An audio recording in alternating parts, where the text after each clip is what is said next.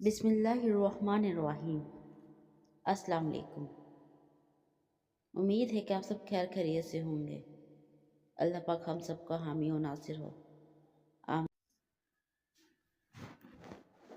مجبور شخص کے لیے روزی کا غیبی نظام۔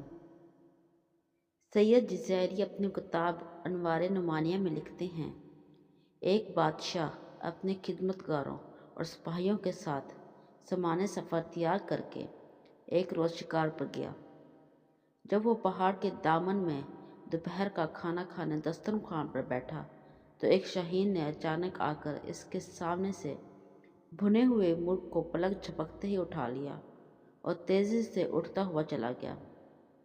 بادشاہ یہ بھنا ہوا مرغ کھانا چاہتا تھا، لیکن وہ دیکھتے کا دیکھتا ہی رہ گیا۔ اس نے فوراً ہی اپنے سپاہیوں کو حکم دیا کہ گھوڑوں پر سوار ہو کر شاہین کا پیچھا کریں اور مرغ واپس لے کر آئیں۔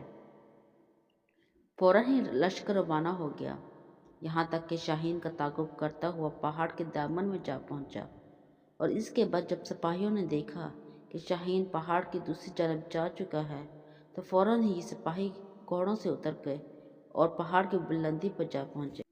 پہاڑ کی دوسری جانب پہنچنے کے بعد انہوں نے بڑا عجیب و غریب منظر دیکھا۔ ان کے سامنے ایک شخص تھا جس کے ہاتھ اور پاؤں بندھے ہوئے تھے اور وہ زمین پر پڑا ہوا تھا، اور بھنا ہوا مرغ دسترخوان سے اٹھا کر لانے والا شاہین بڑے مزے سے اس شخص کی مہمان نوازی کر رہا تھا۔ وہ پرندہ اپنی چونچ سے گوشت نوچ نوچ کر اس شخص کے منہ میں ڈال رہا تھا، اور اس کے بعد وہ اڑ کر کہیں اور سے اپنی چونچ میں پانی بھر لایا۔ پھر اس نے یہ پانی بھی اس شخص کو پلا دیا۔ سپاہی اس شخص کے قریب پہنچے اور اس کے ہاتھ پاؤں کھول کر پوچھا، یہ کیا ماجرا ہے؟ تو اس نے سپاہیوں کا شکریہ ادا کرتے ہوئے بتایا، میں ایک تاجر ہوں، تجارت کے سلسلے میں اپنا مال و اسباب لے کر جا رہا تھا کہ اسی راستے میں ڈاکوؤں کا سامنا ہو گیا۔ وہ میرا مال و اسباب لوٹ کر لے گئے۔ وہ چاہتے تھے کہ مجھے قتل کر دیں، لیکن میں نے ان سے التجا کی کہ مجھے نہ ماریں۔ وہ کہنے لگے، ہمیں اس بات کا ڈر ہے کہ تم کسی طرح آبادی تک پہنچ جاؤ گے، اور اس کے بعد ان لوگوں نے مجھے اور میرے کھچر کو باندھ دیا اور چلے گئے۔ پھر دوسرے دن یہ پرندہ میرے لیے کہیں سے روٹی لے آیا، اور آج یہ بھنا ہوا مرغ لے آیا۔ روزانہ 2-3 مرتبہ یہ پرندہ میری مہمان نوازی کرتا ہے۔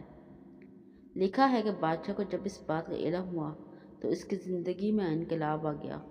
وہ کہنے لگا، افسوس ہے ہم پر کہ ہم ایسے خدا کی خدائی سے غافل ہیں جو اس انداز سے اپنے بندوں کو رزق فراہم کرتا ہے اور اپنا نظام چلاتا ہے۔